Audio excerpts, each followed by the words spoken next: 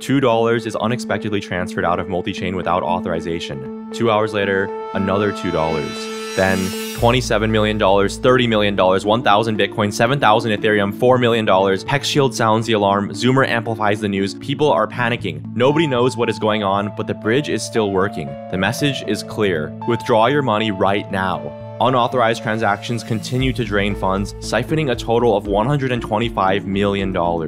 5 hours after news broke out, the final transaction gets processed. Users with pending transactions or those attempting new ones never get their money on the other side. Those diligent enough to follow the rumors were able to rescue their funds, but for most, the urgency came too late. 30 minutes later, Multichain announces the assets have been moved to an unknown address. The team is not sure what happened. There is no confirmed resume time. Please don't use Multichain now. Nobody, and apparently not even the team itself, knows what is going on. To this day, the situation remains unresolved with all pending transactions hopelessly stuck. The Multichain scam Telegram is filled with victims decrying a rug pull where founders stole money and disappeared. But after looking at the events leading up to and following the attack, I think it's a lot more complicated than it might seem. Multichain later revealed their CEO was taken away by the Chinese police 2 months before the attack. It's conceivable that someone targeted him from a police force and said, "Hey, he has money, he's quite well known in the space, let's target him." Multichain had some of the best audits, but this didn't change the fact that the CEO secretly held full control over the nodes. However, it's unlikely that Multichain intended to steal user funds. What this incident really highlights are the victims of China's tech crackdown, because this isn't the first time we've seen this happen. Multichain, formerly known as AnySwap, was founded in 2020 and raised $60 million at a $1.2 billion valuation from well-known investors. They had worked on this new technology called multi-party computation. This splits a single private key into multiple nodes. For example, there could be 4 nodes and 3 signatures required to send a transaction. These nodes would be operated by trusted individuals around the world. So why is this important? Consider 2 blockchains. While each can internally manage information, communicating between them is impossible. Multichain bridges this gap. An application can broadcast a message to Multichain. When the nodes notice this message, they broadcast it to the other side. With this technology, Multichain created their most important product, the lock and mint bridge. Let's say you wanted to transfer ETH to the Phantom blockchain. With the Multichain bridge, you would transfer your coins to Multichain. The nodes would see this and mint you the corresponding wrapped ETH on Phantom. You can later burn these wrapped tokens to reclaim the original coins. Since each wrapped token is backed 1-to-1 by actual tokens, their values are equivalent.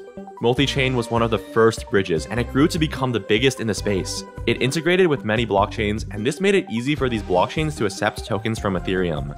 So the more people bridged to these chains, the more Multichain held onto. At its peak, Multichain controlled $10 billion in deposits. But bridges aren't invincible.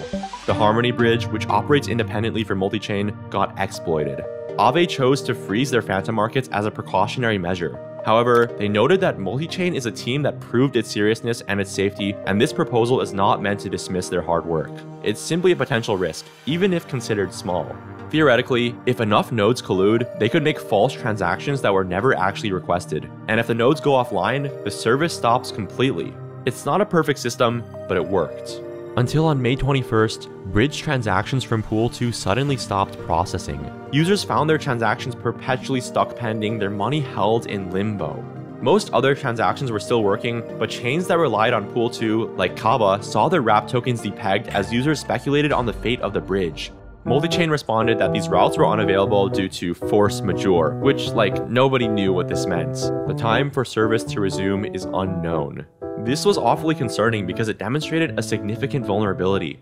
No critical piece of infrastructure should ever unexpectedly go down, and the vague response pointed to a lack of transparency. Luckily, things started working again after 5 days of downtime. All pending transactions went through, and everybody got their money back.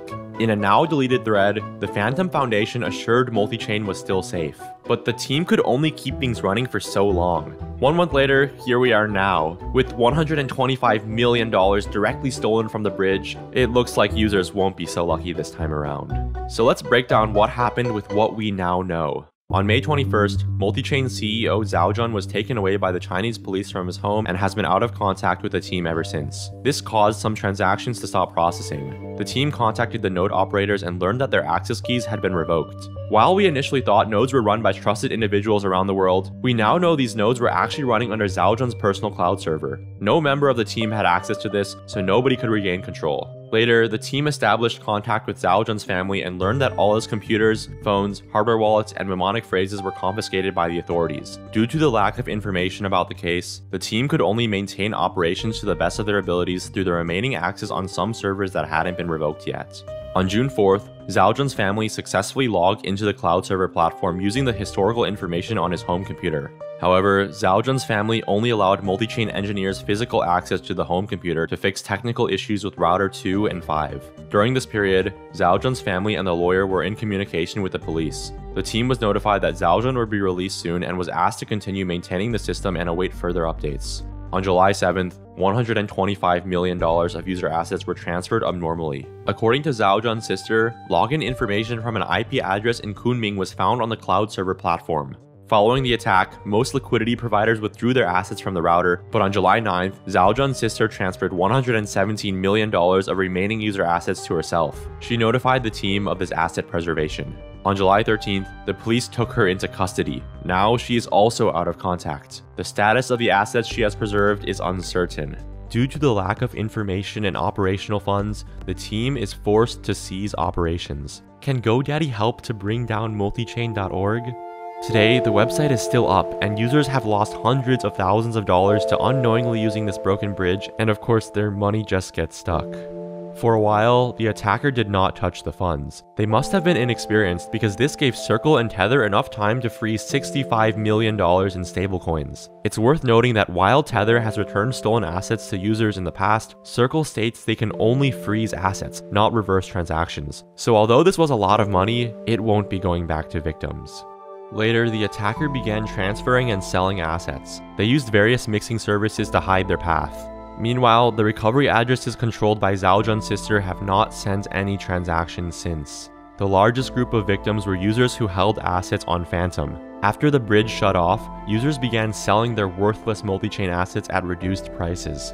For example, USDC, which is supposed to always be worth $1, quickly depegged. Intrinsically, these tokens were worthless, but traders priced in a 55% chance of the bridge reopening. Then, something interesting happened. Many wallets began buying USDC and their repeated purchases nearly repegged the price. Was this the Phantom Foundation? Someone with insider knowledge? Nope, it turns out some people caught on to a particularly lucrative arbitrage opportunity. They bought cheap USDC to deposit to this online casino. It accepted deposits from various chains including Phantom.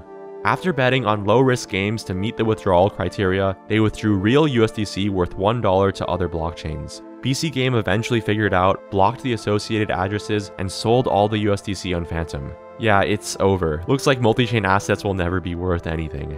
Until almost 4 months later, a completely new wallet received 1.2 million Phantom from Binance and swapped $500,000 for wrapped Bitcoin, which was trading at just 12% of the actual price. And then he bridged it back to Ethereum. This marked the first successful transaction in over 117 days. The bridge was working again. He did the same with wrapped ETH and USDT as well. 10 minutes later, the bridge stopped working.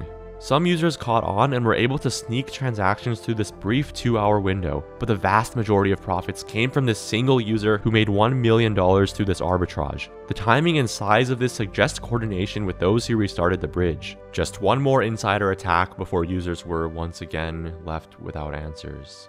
Recently, Andre gave some insights into the situation. Local police in China tracked stolen funds to Multichain. Not in a way that Multichain was involved, but that the stolen funds were bridged via Multichain. This nuance is the core of the issue. As the stolen funds were technically held by Multichain, the node operators were arrested and forced to hand over their keys. But maybe this shouldn't come as a surprise. In 2021, employees of the crypto exchange CoinXP were arrested by police in China. All user deposits were seized and the operation was forced to shut down.